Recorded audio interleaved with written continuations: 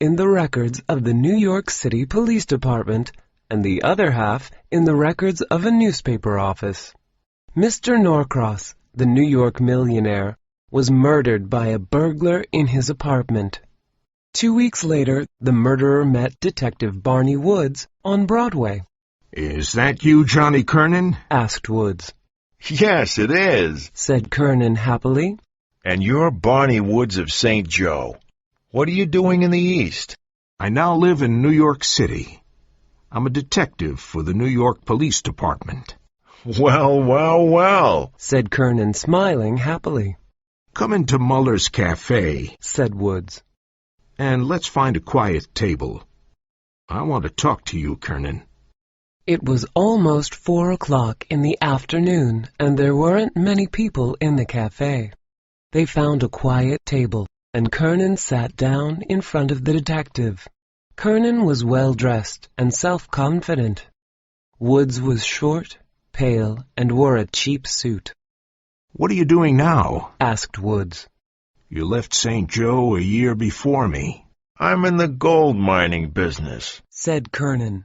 "Perhaps I'll open an office here." "Well, well, so old Barney is a New York detective. You were in the police in St. Joe after I left, weren't you?" "Yes, I was there for 6 months," said Woods. "And now there's one more question, Johnny.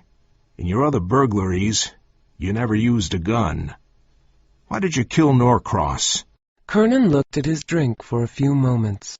Then he looked at the detective with a big smile. "How did you discover this, Barney?" he asked with admiration.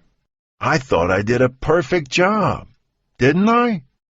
Woods put a very small gold pencil on the table. It was a little watch charm. "This is the little charm I gave you when we were in St. Joe. I found it under the table in Norcross's room. Be careful of what you say, Johnny. We were friends once, but now I'm a detective, and I must do my duty. In the state of New York, murderers get the electric chair." Kernan laughed. "I'm lucky, Woods," Kernan said. He put one hand inside his coat. Woods immediately put his hand on his gun. "Put it away," said Kernan. "and I'll tell you why I shot Norcross. The foolish old man came towards me with a gun and started shooting. The old lady was very nice.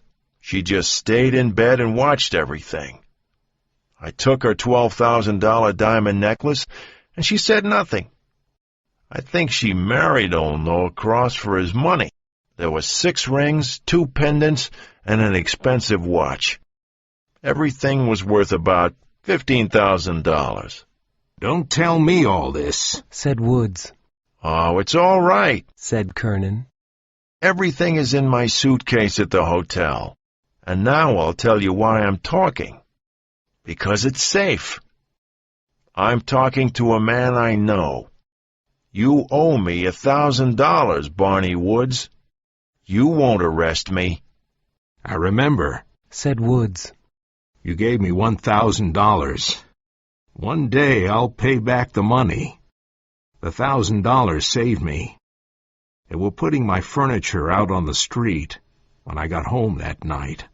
"You're a good, honest man," continued Kernan. "and you can't arrest me because you owe me money." The waiter came and brought them some drinks. Woods looked at the little gold pencil and said, "I can't arrest you. I didn't pay back the $1,000. It's a bad situation for me. But you helped me once, Johnny, and now I must do the same." "I knew it," said Kernan, smiling. "I can judge men, Woods." "I'm silent only because I owe you money. Otherwise you couldn't escape," said Woods.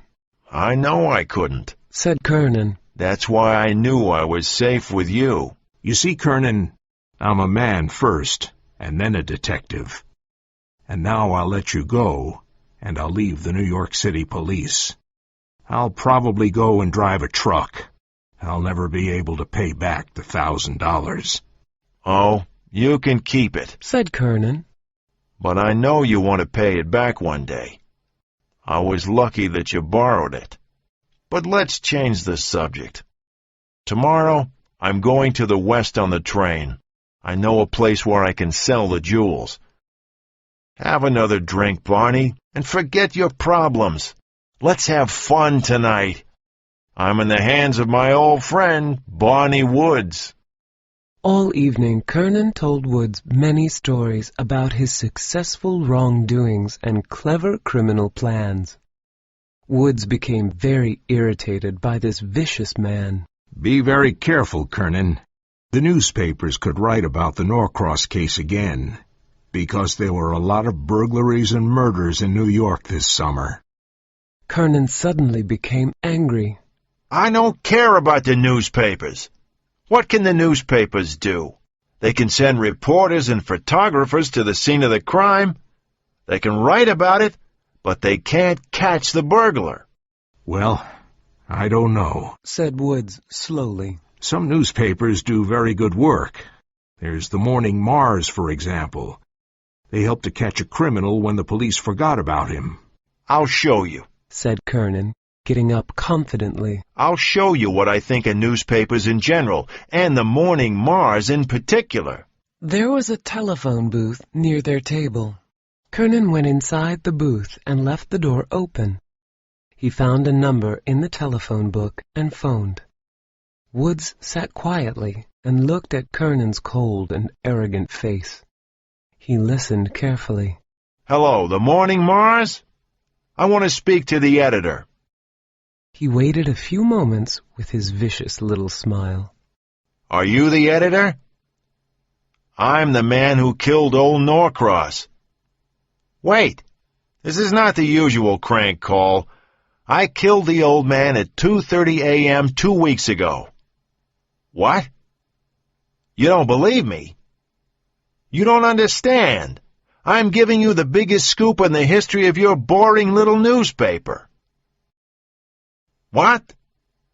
Really? Well, you can't expect me to give you my name and address, can you? No, this is not a rival newspaper. I killed old Norcross, and I have the jewels in a suitcase. Well, I'm not going to tell you the name of the hotel. Now listen, half of the second button on Mrs. Norcross's nightgown is broken. I saw it when I took the ring off her finger. Kernan looked at Woods and said, He believes me now. Then he started talking on the phone again. Hello? Yes, I'm here. What? You want to catch me in 48 hours? Stop being foolish. Just continue writing your stories about divorces, accidents, and the dirty scandals you write about. Kernan hung up the phone and said, He's really furious now. Well, Barney, let's go and enjoy ourselves tonight. We can have dinner and see a musical comedy. I only need 4 hours sleep, and then I'm going west. Kernan and Woods had dinner in a Broadway restaurant and went to see a musical comedy. Kernan spent a lot of money. At 3:30 in the morning, they went to an all-night cafe. Kernan continued talking in his fast, arrogant manner. Woods listened and thought sadly about the end of his career as a detective. But suddenly, his eyes became bright. I wonder if it's possible, he thought. I wonder if it's possible. Outside, it was early morning.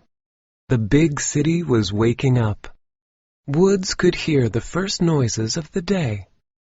One of the noises was the cries of the newspaper boys with the latest news, the clarion call.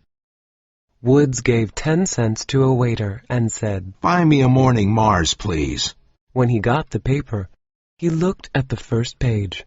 Then he took a page out of his notebook and began writing with a little gold pencil. What's the news? Asked Kernan. Woods showed him the piece of paper. Please pay to John Kernan the $1,000 reward that is mine for his arrest. Barnard Woods. You tease them so much on the phone, and they put you on the first page of the Morning Mars. Now, Johnny, you'll come to the police station with me.